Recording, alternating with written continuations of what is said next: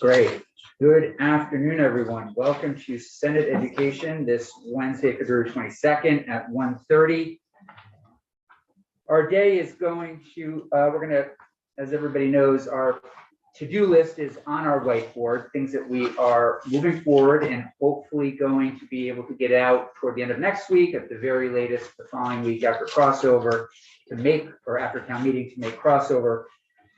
So today we're going to look at some CTE funding, return to school safety, pre-K. We do have our friends from the Vermont State Colleges asked to testify on the libraries, and we want to hear from them a little bit more.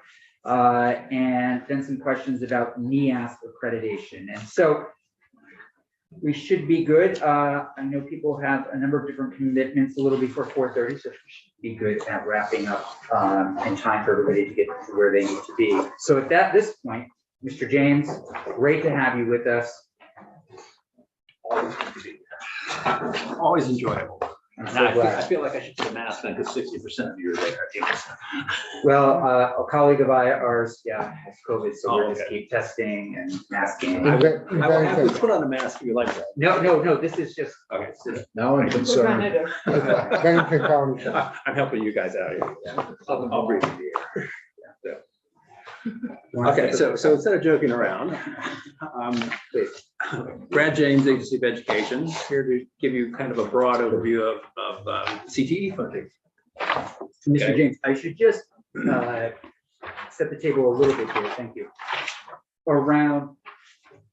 We did ask different administrators at different CTE programs to come up with some ideas and suggestions around things that the legislature might consider doing to help them expand their programs, make certain that there isn't competition that we've heard exists between, the schools that are sending dollars and the CTE programs themselves that are receiving dollars. There's also, I think, broad interest in expanding CTE opportunities for kids at different ages. And then there's also the kind of, okay, maybe you just want to take, and by expanding, just maybe you're in 7th grade, you want to take one class, that sort of thing. So those are some of the things that are on our mind.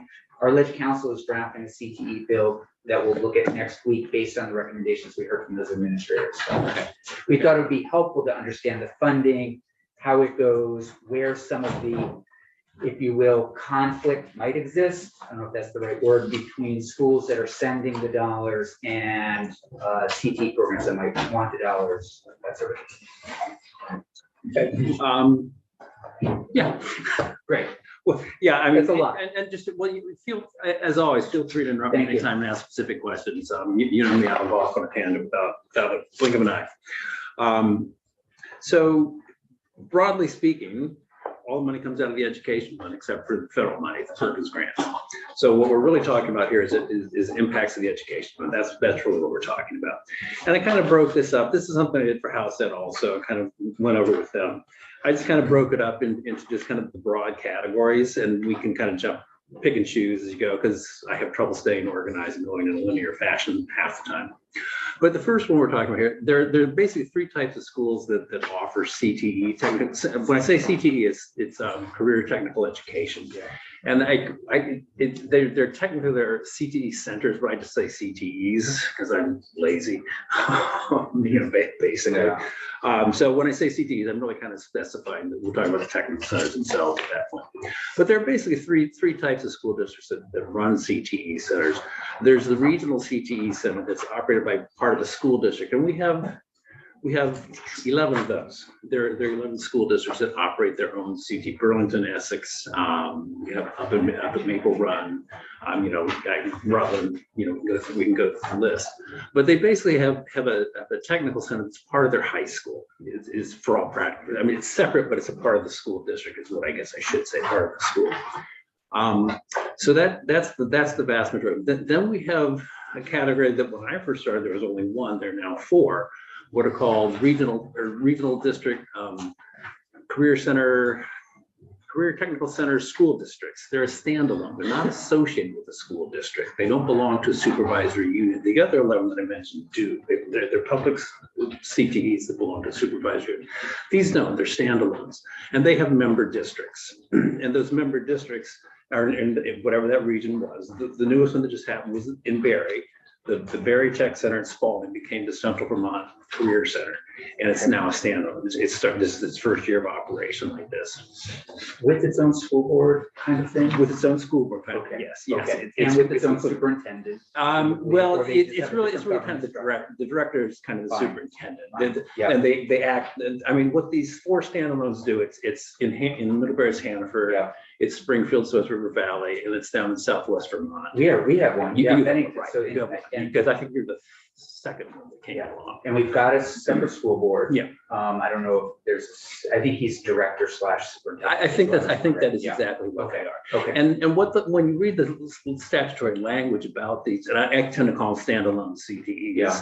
When you read the language, they act like school districts. They do not give diplomas, though. The students are still enrolled at their schools where they get their diploma, but they have some of the ability to act like a supervisory unit / district, where in terms of operating and how the CTE goes. They have they have a business manager, they have the administrative offices, et cetera. So they're really kind of their own entity. It's really what they are. They're it gets a little confusing because we had 1 and then we had 14, now we have 4, now we have 11. They kind of be nice, they're all the same. It's a little more straightforward, but it's not. So we all just kind of work around it. But basically that's what they are. So they're those 4. And then the last one are comprehensive high schools. And we have 2 approved independent schools that act as comprehensive high schools. They offer CTE, and together the state board has made them with legislative approval into a regional technical center. And that's Linden Institute in St. John's. So they have like the CTE program that is Yes. part of the school. Yeah, it's part of the school. Yeah. And it's built, and they work together. Exactly how they work together, who offers what up there, I don't really know, but I do know that they work together. And then there are other public models, other public schools that have the CTE also attached. Yes, Is and that then- Burlington? No, No, well, yes, Burlington has a CT center as part of the Burlington Part of School the District. District, okay. Well, it was attached to the school. I'm not sure what's happening. Right, sure, now. sure. Yeah, yeah. But yeah, I mean, and Essex is another one, just right around, not right around the corner, but close to right around the corner. Rutland is that separate? It's Stafford, and Stafford. it's Stafford, and it's part of the school district. Okay, So it's okay. really just the 4 that are separate. Okay. They're still near the high schools. Mhm. I think I've been to them all. Yeah, I think they're all still near the Yeah. high schools. So because that's where they're initially built. Yeah. It's not like it built a freestanding program somewhere else. Although I think Barry's considering that. One of the reasons why Barry and some of the other ones have gone to this model is because they think it makes more sense for all the member districts to have a say in what they're going to spend, as opposed to just whoever hosts the district. So previously, it's just been the town of Barry and the city of Barry that voted on the Barry Technical Center tuition, or it's money that created their tuition, and everybody else then had to pay it. And so what they wanted to do is they wanted them to spread out so that everybody could vote on it, and all the member towns could vote on it. And they just thought it was a fairer model to do. That's one of their bigger reasons for doing that, for going to this standalone model. So those are kind of the 3. And then there are also just plain comprehensive high schools, which just offer a few technical center courses, but they're not official technical centers or anything like that. There's no special funding. Yeah, Senator Hewitt. Oh, thank you, Chair. It's okay if you can't answer this, you also grab it. Are any of these 4-year full-time schools?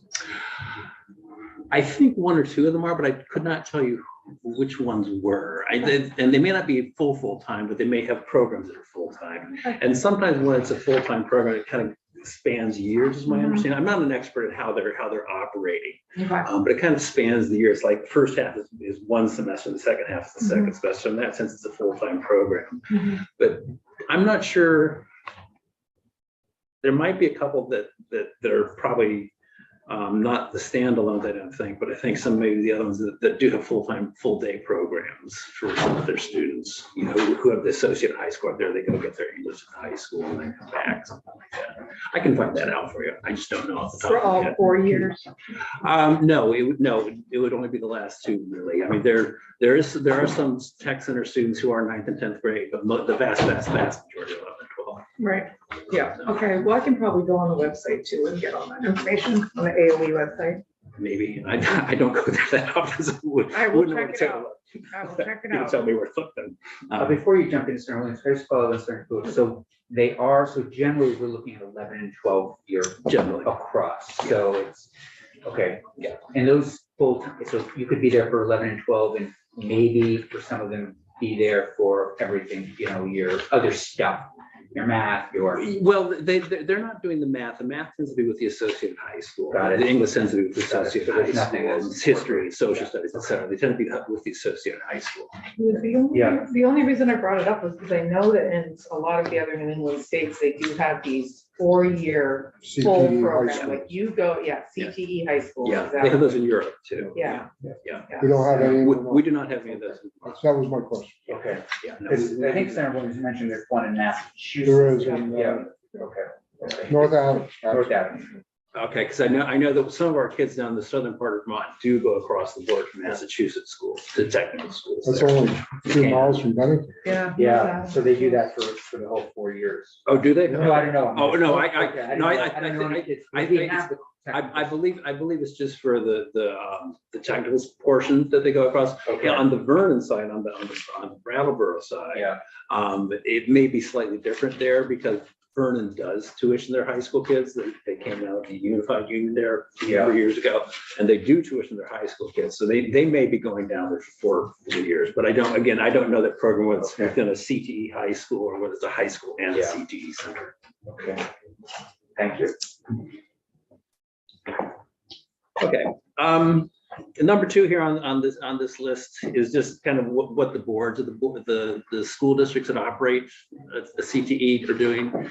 And when it's a public high school, they have a regional advisory board that they select, and the regional advisory board is really the ones with hands-on information or input into what the CTE is doing. And then the school board and the advisory board get together, they pass a budget, and voters vote on it.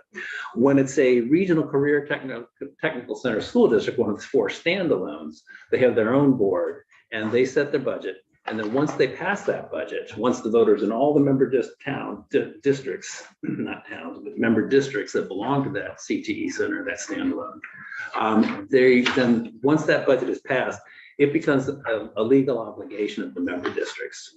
So their share is a set amount, and does not become part of their budget because they've already approved it. And so you can fail your budget, you still have to pay the CTE. All right. So that's a bit of another advantage. I'm not sure if it's an advantage. You're voting either way. Yeah. But you don't vote on it a second time. Whereas if it's like Burlington or Essex or up at Mount Maple Run, something like that, that is technically that CTE budget is a part of the school district budget. Sometimes they vote on it separately. Technically they're not supposed to, but it's not the end of the world if they do. They vote on the school district budget and the tech center budget.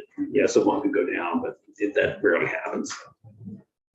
So that's kind of what number 2 is about. And then now we're getting into more of the funding. Now it's number 3, what the tuitions are based on. So basically the CTEs have their costs and they get federal money, mostly in the form of Perkins grants, is my understanding. Again, I'm not a complete expert on the federal side. Well, I'm not an expert on all of things, but on the federal side for CTEs.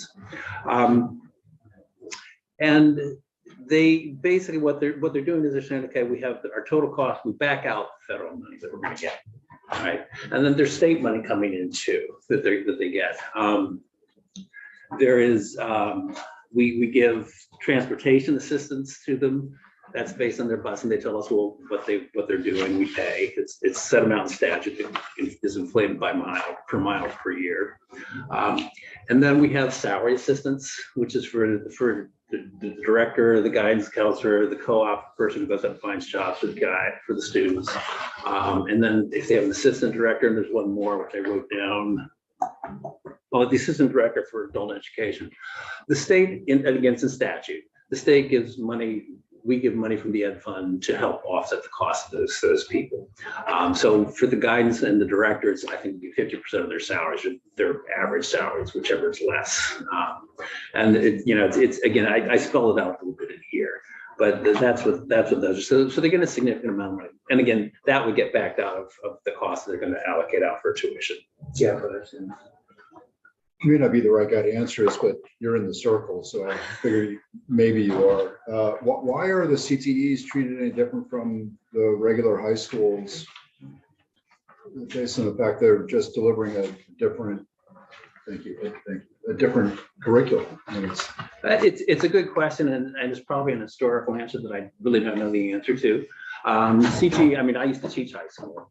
CTE was always, it was like a separate part of the high school, separate program where kids would go out for part of the day and then come back and do the core, quote unquote, core education classes at the high school. And they would get their CTE part. There was other people that stay all day and do other things in the school. I think probably a lot of it had to do with the cost of coming up with these centers. The centers were all kind of, I won't say they were built at the same time, but I think in the same general time period. I think most of the centers were like 60s, 70s. So some newer, some old, but I think most of them were done then. And my understanding, again, I'm not sure I'm right, is that a lot of it is because they're trying to centralize because the cost and the equipment was difficult to get. I mean, you Specialized. if you had, I mean, you can go to a place where you have high schools that are 5-10 miles apart from each other. It didn't make sense for them both to have everything at each high school. It made more sense to centralize just in terms of costs. I think that had a lot to do with it. But even salaries and such seem it's all unique. Well, yeah. Well, part of it is because there is a sense, and it's not necessarily wrong, that technical center education is expensive, and so this is a way for the state to kind of help bring that cost down. And what I was going to get to later on, but there's still a piece in the legislation right now where once the tuition is calculated, I'm going to make up a number here. Let's say it's $18,000 per student for a year. Then what happens is instead of the school district writing a check for $18,000 for that student to the tech center, what the law says is for me to take away some of the money I owe the school district from the education fund, take it away from them, give it to the technical center on their behalf, and then reduce what I pay them. And then the technical center has some, so now the school district has to write a smaller check, but it's still their money over there. It's just, they're just ignoring the big check. I think, quite frankly, part of that was done to hide the cost. That was done years and years ago, in like 2002, something like that. And that's still on the books. The tech center directors don't particularly care for it either, because it is kind of almost a smoke and mirrors type thing.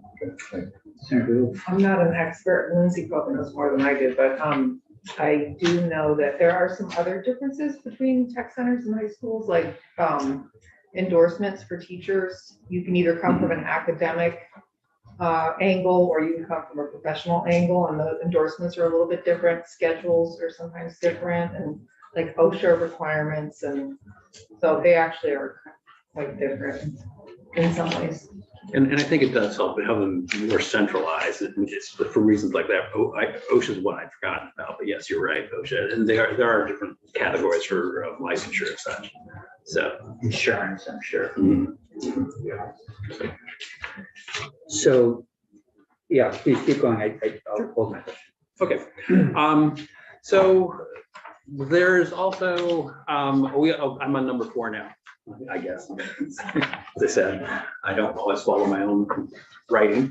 Number 4 is tuition reduction. The state also gives out what's called a supplemental assistance grant, and it's a formula, and it's based on the number of full-time equivalencies there, and I'll get to that part in a second too.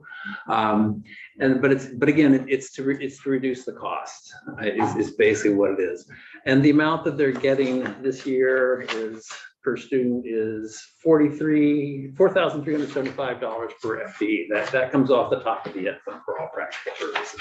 Okay, it's not the school district's money. This is to reduce what the school districts have to pay out to the tech center. So again, it's more help for the tech centers. There's also provision in law right now, and I'm now on 4B, which is the back of the page. There's also provision for technical centers that experience fast growth, and fast growth is defined as looking at this fall semester versus last fall semester. And if it increases by more than 20 FTEs, they get additional money for those, however many are over that 20%, whatever's posting that up there. What's FTE? Full-time equivalency. I'll find that shortly. Okay. I probably should have done that No, first, but okay. I didn't. But it's a full-time equivalency. In fact, I'll jump to it right now. The way the technical center counts are done It's a rolling 6-semester average, and that's to smooth out some of the fluctuations, during the course of the year.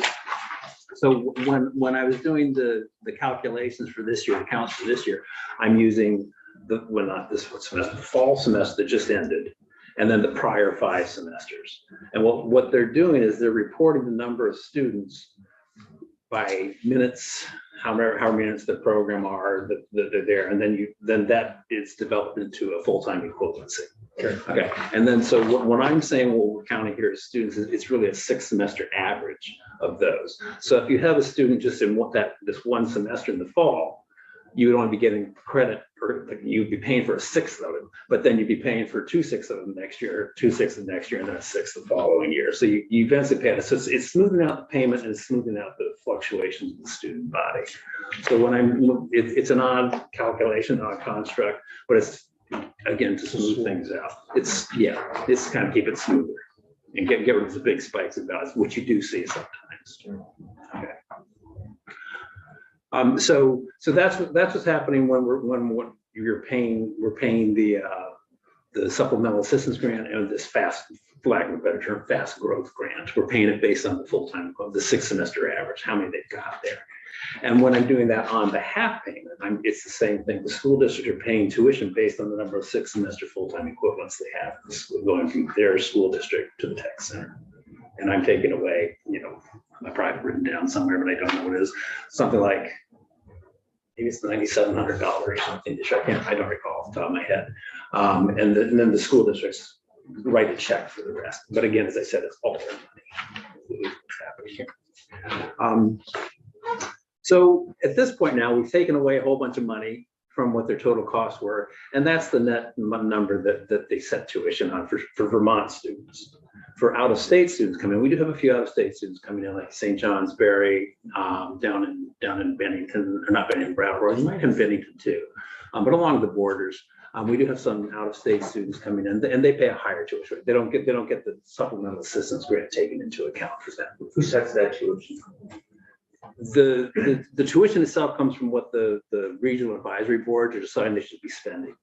And then we're offsetting, it gets offset by these numbers I've been talking about, the technical support grant. But you said if you're coming in from New Hampshire, you might be paying more. You're paying because you don't get that supplemental assistance grant. Again, that's in statute. Got it. Okay. Thank you. I'm really not making all this up. No, yeah. I wouldn't know. That's why I like my job. Nobody ever knows. It's basically what the idea is for an out-of-state student to pay is not getting that Vermont discount. I see. Yeah, is another way. So they don't get the benefit of the supplemental assistance grant. So it's two-tiered calculation for what the tuition rates are. But there's an out-of-state one which is higher and an in-state one which is lower.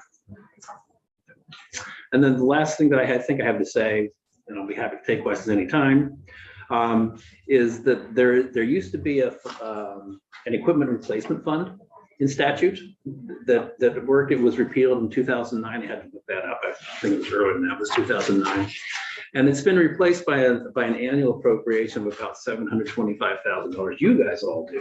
That go to tech centers, and it becomes a competitive grant for them each year. But we have the same amount of money every year, apparently, and so they can get up to 140. Each tech center can get up to $140,000 a year, something like that. I'm just curious, on the last page, there's 2 columns, or am I jumping ahead? No, I forgot about that. Okay, good. One column, vocational tuition, Yes. Another column, secondary tuition, nothing in the secondary tuition column. What does that mean? Let me, good. Thank you for bringing this up. I did forget about that. On the very last page are what the tuition rates are for this current year. And the vocational tuition is what the tech centers themselves are actually charging. The approved independent comprehensive high schools are acting as a technical center. They really aren't technical centers because they're acting as technical centers. But what happens with them is the way the law is written is that because the 2 of them are acting like a regional technical center, any student who goes to that St. Johnsbury or Linden Academy or Linden Institute, St. Johnsbury Academy or Linden Institute, any student who goes to one of those 2 schools pays the full tuition rate, which includes the technical center. There's not an additional charge for technical center it's the full rate for everybody. So in other words, if we were looking at Linden Institute with $20,827, if you were to parse it apart, you might find that the high school part is maybe $19,000, and you might find that the technical center part is higher, is like $22,000. So it's kind of a combined cost, but everybody pays it. Okay, so there's not a discount. So I mean, I guess that's the easiest way to put it. And again, that's a statutory piece. But I threw the numbers and just get some semblance of what the range was for the different centers. So given the range, the delta between the high and the low, it's almost like $8,000 per student per year. I imagine that the variety of programs is quite different between these centers. That's my understanding. I think I know that they used to. Hannaford used to have an airplane program. I know that Burlington still does. Oh, right. So those have higher costs. But my understanding is that there's difference. Again, I'm not an expert on what they're offering. I can get people for you if you do want to know more about that. But there is a variety in terms of what they're offering. So this might be something for Ledge Council, but is there any prohibition from a small school or some school that doesn't have a tech center from, I think you said, offering a couple classes, like if all of a sudden there was a real opportunity to do an auto mechanics class at a local garage, person has the technology, all that's right there, and they just don't happen to have a tech center. Could a school do that? I think they need approval. I'd have to go back and check it, but I think they need approval. But yes, they could do that. They could do that with approval. There was just the last 4 or 5 years, maybe 6 years at this point. Canaan, which is kind of our one truly geographically isolated school in the state, is doing a satellite program in North Country. And so they're having, they have teachers there who aren't as far as, well, maybe they are, I don't know, but the students aren't commuting. They used to have to go to North Country, but they're keeping them at the Canaan High School. Okay. But it's a satellite program. So it can happen, yeah. And I think Missisquoi is still doing theirs. Missisquoi was a comprehensive high school. I'm trying to remember what there are 2 others. And there were a total of 6, and there's the 3 of them closed. I forgot who's who.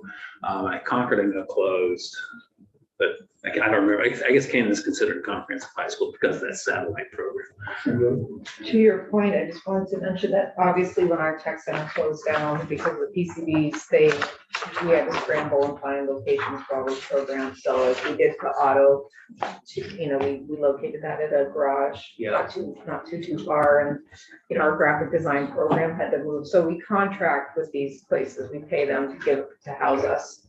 It must have been hard. Yeah. I mean, fine. Yes. All those different kinds of spots. Amazing. To keep the variation that the community rallied instead. Yeah. So. But it can be done, I guess. Right. And I guess I'm just wondering if there's any snafu, like if we didn't have a tech center in Bennington, the closest one would probably be Brattleboro or maybe Roman. And I was just wondering if Bennington didn't have one, could the school say, okay, I want to offer, I don't know, auto mechanics at the local garage. And it sounds like there might be some process that they could do. Again, I'd have to go back. Okay. But yes, as I recall from the statute, there is, it requires approval probably by the state board, but I'm not sure if that's the right entity. Maybe another group is doing it, but yes. So then my second question is, so where is the tension that people are feeling? Is it as you described early on, just as money's moving? I think it's the cost. Yeah. It's that perfect cost. I mean, when you're seeing these costs here, like if we take Burlington, for example, they're at $19,872. Yeah. That's a half-day program. So they're really paying, $9,900 is really what they're paying per student. But it's still a cost that's coming out of the school district's budget. So just so I'm clear on this, because we've heard from some folks. So if you're in Burlington and you want to do your 11th and 12th grade year at the technical center, you're going to probably be there full time, 2 years, and that 19 and change goes to the school for 2 years. It goes to the tech center. To the tech center. Yeah. Okay. Yeah. And on top of whatever they're paying for that student there. I mean, you figure the student is back at the high school for half the time. Yeah. And so there's not a huge discount there in terms of 150 students going away. So all the money's going to the tech center, And the high And school the high school, is so that's sort a- of left with, Right. okay, we start. I think that's a lot of the tension. Okay, And then, you know, I've heard anecdotally that people are advised not to go. I don't know how we heard a factual little that bit is, of but I'm sure you've heard that anecdotally too. also, yeah. When I was teaching, I never saw that. Right. But that doesn't mean it never happened. So, And then the thing that this committee is looking at a little bit is, you know, can we open this up to just more kids and what would that look like? And it's, I mean, no question we give people that might have some concerns about that, perhaps largely based on the financial piece. Is there any way, Brad, for you all to say, hey, this kid, he or she just, I mean, they're going through their 4-year core education, but they really want to learn auto mechanics. They really just want to leave for that. Is there a way to pull funds out in that way? no, we don't have that flexibility. That's what I wondered. We just don't have that. Okay. It's a question of the student really You're either wants to in or go. you're out. Can I go or not? Okay. You know, and it should be their decision. Yeah, You know, I can't speak to it any more than that, but it should be the student and the parent's decision as to be able to go or not. I've heard sometimes it's not, but I just know what I know. I have trouble believing that, but I've heard enough that maybe it is Yeah. true. I don't know. so again, I don't want to, you know, beat this too much longer, but I know kids that, again, in their families, they would just love to take that 1 or 2 classes. So would then the dollars be on those families to go if they just really want to learn auto mechanics? Just as a- If they did like an after school program, something like that, probably. Okay, If the school district was unwilling to send them or they didn't have that opportunity, Okay. then it probably would be on the family. There's not money that would follow. Yeah. Unless it was an approved technical center program kind of run by the CTE itself. And then the money, you know, would be part of the school district budgets. And they would be paying for it because they would get the FTE for it and they would have to pay them. I don't think there's an easy answer. I do know that there's a study being done over by JFO that was in Act 127 last year. So they're working on that. And I know that Deb Brighton and Bill Talbot did something a few years ago. I never saw the final result about a different way of funding technical centers. I think that's kind of what the JFO study is about. okay. Thank you. Any other questions, Mr. James? Great. Thank you. You're welcome. Great work. Thank you. You know, I wing it all the time. I just want to pass out to everyone. Next one. This is the just so we have it all in front of us. Education, school safety. Ms. St. James, would you mind joining us at the table? Thanks, Brad. You're welcome. I'll see you later. And so for the next hour, we have Ms. St. James in for a little bit, and then we have Dr. Randazza. Dr. Randazza with us there? Zooming, okay. People may recall Dr. Randazza was mentioned to us last week. She's the Executive Director of Threat Management at, I believe it's a company called Conflict. But we'll learn more about her and her work. But right now, Ms. St. James, we haven't, just kind of bringing this back front and center. We have a couple weeks, 2.5 weeks to go before crossover. This bill hasn't changed at all. We've been covering a lot of things, a bunch of conversations. We're going to hear again from Dr. Randazza after we hear from you. Wondering if you would be so kind as just to take us through it again, so it's fresh and we can have some conversation. Sure, Beth St. Beth St. James, Office of Legislative Counsel. You should have draft 2.1 in front of you with the date of 2/6/23. We all looking at the same thing? No. What do you have? This is draft 1.1. Okay, the most recent draft is 2.1, but the only change, and we have walked through draft 2.1. The only change to 2.1 was in the statement of purpose, which Right. is under my control. So for the purposes of today's conversation, I don't think it matters. It's fine. Um, And Ms. St. James, I just want us to go through this. This is an opportunity more for us to say to you as we Yes. finish a few lines, I'm not comfortable with this. Let's change this. Let's hear more testimony. Great, because this draft, well, 1.1, but 2.1 also does not reflect any of the testimony that you've taken from, I think, the V's, the Vermont That's School right. Board Association, and they provided a lot of feedback, Yeah. and so this does not incorporate any of those Right. changes. So section 1 is the fire and emergency preparedness drills section. This is a current section in statute. And what the proposal is to strike almost all of current language and replace it with the new underlined language. So on page 2, that is each supervisory union or supervisory district that operates a school shall adopt a policy mandating each school site to conduct an options-based response drill each year in the fall and spring of the academic year. The policy shall require that the drills be conducted following the template developed by the Vermont School Safety Center jointly with the Vermont School Crisis Planning Team. A superintendent shall report completion of the biannual drills to the Agency of Education in a format approved by the secretary. Any questions on this section or concerns at this point? Did the V's bring up any concerns? That's a great question. St. John, do you recall what the, you've got it right there. Yes, I have their testimony from February 7th, which is, I believe, when we walked through this, the Yes. one change in draft 2.1. You know, their recommendation.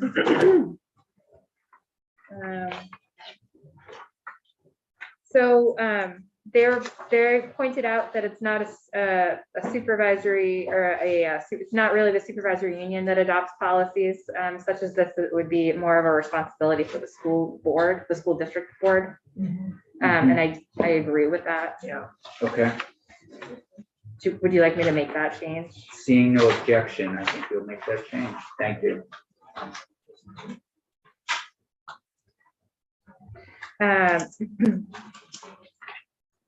They add, they recommend adding after response drill, which is line 3 on page 2, the very end of it, options-based response drill. They recommend adding the phrase at each school site. So senators, on our copy, it's line 13. Oh, I'm sorry. No, that's okay. Nope, let me, I can track it. I have draft 1 here. So Changes. So they recommend, I'm sorry, on page 1, line 20. Okay. Options-based response drill, they recommend adding at each school site. So it would read, conduct an options-based response drill at each school site in the fall and spring of the academic year.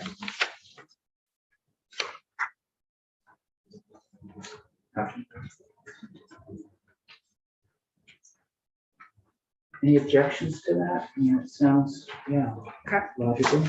Again, we're not voting on anything, we're just trying to move forward and great, thank you. The next, we're still in the same section, but we would be on page 2 of draft 1.1. And they recommend instead of, so that it reads currently, the policy shall require that the drills be conducted following the template developed by the Vermont School Safety Center. They recommend striking template and replacing that with guidance issued by. And I don't have any, independent knowledge of what's currently going on there as far as guidance versus a template. Contemplating a document. There's a Can I policy. call on, you mind if I call on you? Okay, do you want to just introduce yourself for the record and comment on that? Sure. My name is Dee Barbick, and I'm the Director of Violence Prevention. And there actually is a template that's provided by the Vermont School Safety Center, and it's on their website and accessible to schools. And that is the recommended template for schools to utilize. And it was specifically designed for Vermont schools in 2019 and 2020. No, wait. But wasn't the comment made, I think you were one of your colleagues was briefing that the the template needs to be tailored to the specific school, so that the guidance is a better word, because they're taking the template and all other guidance, and they're creating a unique document to each school. That was kind of the gist of it. So the template is, it can be either adopted for a school depending on the size of the school. It can also be made to adopt for an entire district. So that was how it was intended, was to have that flexibility. So the idea is to have every school using, or every school district using, that same document. So they're all kind of following the same process. Right. Right. If you were, I remember Senator Williams, you talked about you moved from one school to another school, you'd have the same understanding. And we can have the NEA, I think it might have been Jeff that came in and said this change, but so we can raise this again with them, but you would like us to stay with template? Yes. Okay. So for now, we'll just highlight that as a to be determined, and just so we can hear one more time. Yes, please. If I could just interject on the drill section. Yes, please. We got some feedback from the emergency management, fire safety, and we believe that that wording inadvertently left out fire drills, which was not the intent. And we are working with AOE General Counsel to reword that, and I think we're missing the word "and" in a section. So that we are aware of that, and we will likely be providing that language in short order to just to clarify it was an inadvertent omission of the word "and." So it's not intended to eliminate fire drills in any way, but the feedback we got was that it appears from this language that fire drills are no longer required, and that's not. And that's not the case. Where's the end? So I think, am I correct? Yeah, I don't know if you have copy 1.1. I do. So are you talking line 20 somewhere on that front page? I'm thinking Actually, page I have- 1. So I have the copy from February 6th, is the one I'm looking at. Do you know what she might be? I referring to? do, and I think Okay. I may have received some of, I think I may have received a suggestion along these lines from AOE, but I encouraged AOE to reach out to the committee if they were proposing changes to the draft, so I may actually have this. But I believe what I'm hearing is that by saying options-based drill, that's like a one drill, and that there's not an accounting for other types of emergency preparedness practice plans, if you will.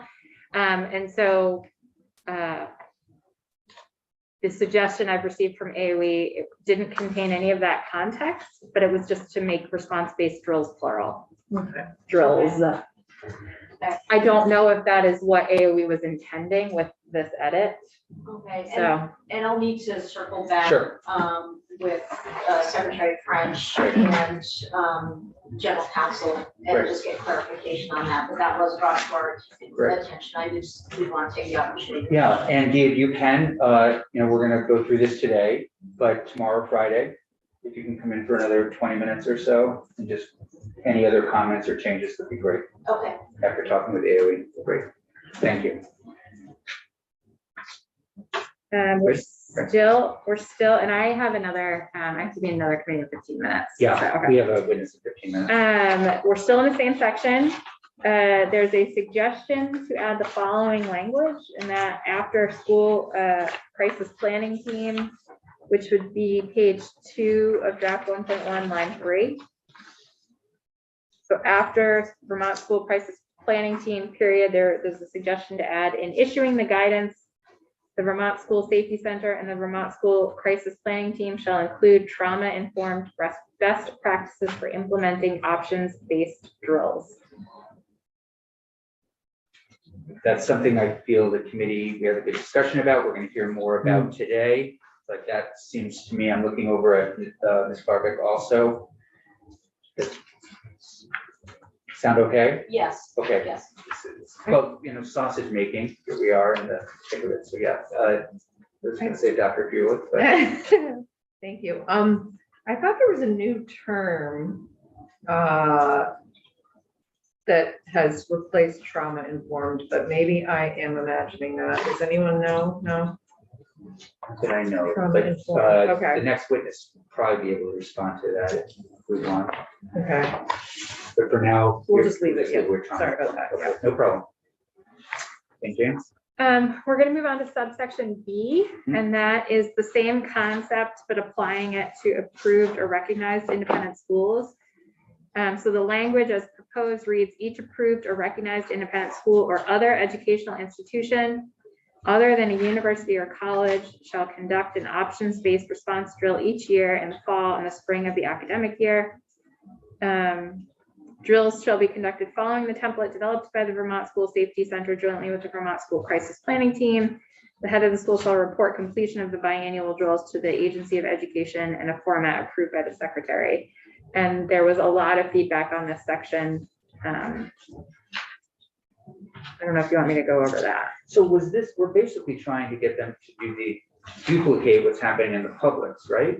Well, that would be a question for the proponent. Well, of right, this but language. it seems like, as I recall, that's what a lot of the edits had to do with. So the question posed by the V's, and I'm Yeah, please. just reading directly from their testimony, is unclear why a policy isn't required here. Other provisions of existing law require approved independent schools to adopt policies. And they list a few examples such as the hazing, harassment, and bullying policy, school mascots. So I'm sorry, so we're not requiring them? This language As does a not, drill shall be conducted. yes, it doesn't require a policy.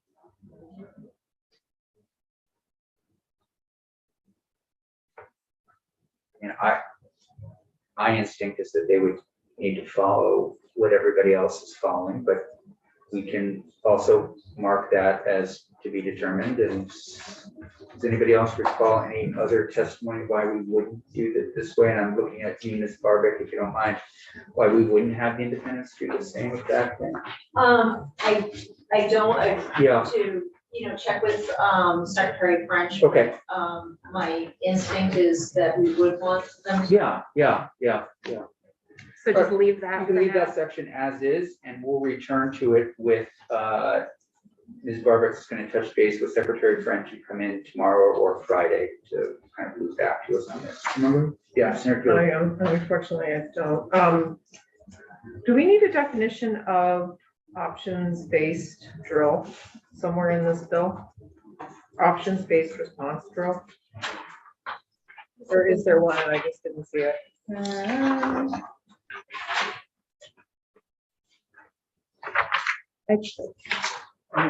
I don't think that is defined anywhere.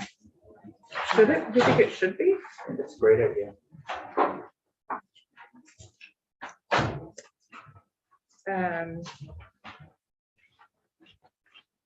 I certainly think it would bring clarity for someone who's not looking at the policy. Yeah, The policy itself would contain information about that. Right. But if the average reader is not looking at the policy, then a definition. I think it'd be great also for the floor to have something in there. Yeah, So I would need that definition. okay. And I believe Ms. Barbara's going to be able to help you find that. Great.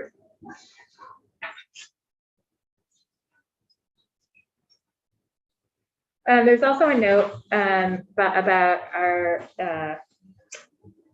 so this language as proposed, I'm looking at draft 1.1, page 2, line 11. Each approved or recognized independent school or other educational institution other than a university or college. Other educational institution is a very ambiguous term. There are lots of different types of educational programs defined in Title 16, and they each contain very specific definitions.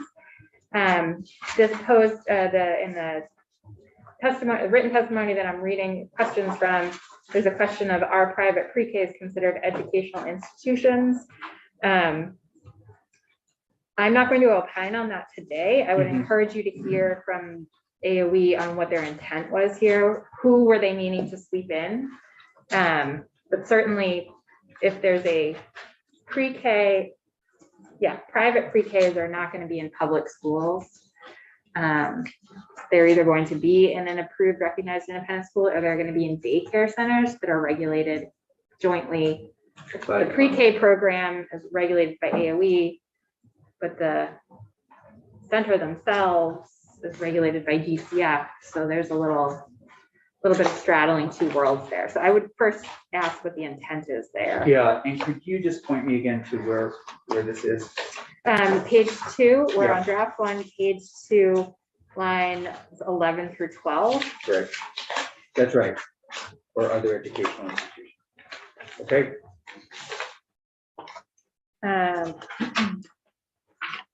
On page 3, adding proposal to add language. We're still in the same section regarding options-based response or fire and emergency preparedness drills. Annually, the Vermont School Safety Center and Agency of Education shall review the reports submitted according to the section and shall ensure compliance and identify future planning and training needs.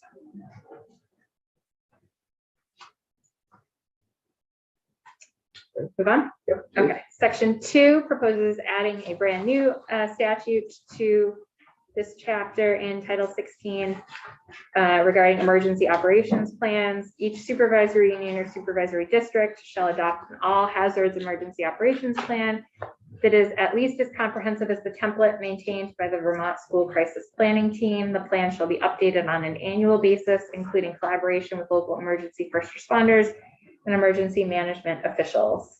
And there was, again, and then the Vermont School Crisis Planning Team shall maintain a template, emergency operations plan, update the template as appropriate. And again, there was feedback Question on about this. template. Other feedback that they, yes. Yeah. Just a question actually for Dee. So in this 1.1, page 3, line 10, the emergency management officials, is there like a recommended level, like, municipal, county, state police? I don't know, it just leaves it's a little bit ambiguous. And a school could like go, could do the absolute minimum, or they could, what overreach. Just curious if there's any kind of guidance we could slip in there so they. Yeah, and I apologize, could you just direct me to the section? Yeah, so page 3. Yep. Line 10. Is the intent that it's local first, emergency first responders, but is it also just the local emergency management officials? Yes, so I think for clarification, if we put the word local in before emergency management officials. Good. I think that'd be helpful. Yeah. Just keeps them focused. Okay, that's all. Great. There were several small language edits suggested in here. I don't know if you want me to go through those based on time, or if there was one policy noted. What's the one policy, and then we can come back and look at some of The policy notice that this section contains nothing about independent schools, and was that an oversight? All right, and geez, we're gonna have her back to probably Friday. We'll ask that question. Great. So section 3, access. So I'm on page 3 of draft 1.1, line 13. Again, proposing to add a new section to this subchapter in Title 16. Access control and visitor management policy. Each union or supervisory district shall adopt a policy. And again, you're going to get similar feedback here about that it's the school district board that's usually adopting these policies, not the supervisory union. Shall adopt an all hazards emergency operations plan that is at least as comprehensive as the template maintained by the Vermont School Crisis Planning Team. The plan shall be updated on an annual basis, including collaboration with local emergency first responders. Oh, I'm sorry. Thrown off. I was reading from the section we just went over. Line 14 on page 3, each supervisory union or supervisory district shall adopt a policy that at a minimum requires that all school sites and supervisory union and supervisory district offices lock exterior doors during the school day. The policy shall require that all visitors sign in at a centralized location prior to gaining full access to the school or office sites. And then each approved independent school shall adopt written procedures consistent with the requirements in subsection A of this section. So they said, just to confirm, line 15, again, put it back with the school board, not the. Yes. Yes, so please do that for Okay. consistency. Yeah. And then a question of why no policy? Why no policy, again, for the independents? Right, they have to adopt written procedures. And then the word policy is used for school districts. So Okay, is there a distinction and intent there? okay. Section 4. Each behavioral threat assessment teams. Again, this is adding a new section to Title 16. Each supervisory union or supervisory district and each approved independent school shall appoint a behavioral threat assessment team to be comprised of, at a minimum, administrators, mental health professionals, a school counselor, a school nurse, and local law enforcement officials. Members of the team shall be trained at least annually in best practices of conducting behavioral threat assessments. Superintendents and heads of independent schools shall report data related to behavioral threat assessment results to the agency in a format approved by the secretary. And then annually, each SU, SD, or approved independent school shall report the names of the members of its behavioral assessment team to AOE on a format approved by the secretary. The schools, the districts you now have resource officers still. Depends on the district. Yeah. So I remember right after the Fairhaven incident, Yeah, that there was $4 million that was the governor appropriated to put one in each school, and that didn't have one. And, you know, if they do have them, they probably should be included in this training. yeah, I mean, that's something we can come back to, but I think that's a good question. And it's a mix out there. I know there are a lot of schools throughout the state that have them, and there are probably schools that don't have them. I know one school that they had one, it was a deputy sheriff, he retired and they never replaced him, so. Okay, Well, there's some areas that their law enforcement is depleted to the point where they don't Right. have the That was the enough deal here. folks to, yeah, to be in this. yeah. Okay. Do you want me to add anything? No, but we Okay. can just phrase it as a question that we will need to settle next time we have you in on this. There was feedback provided here that after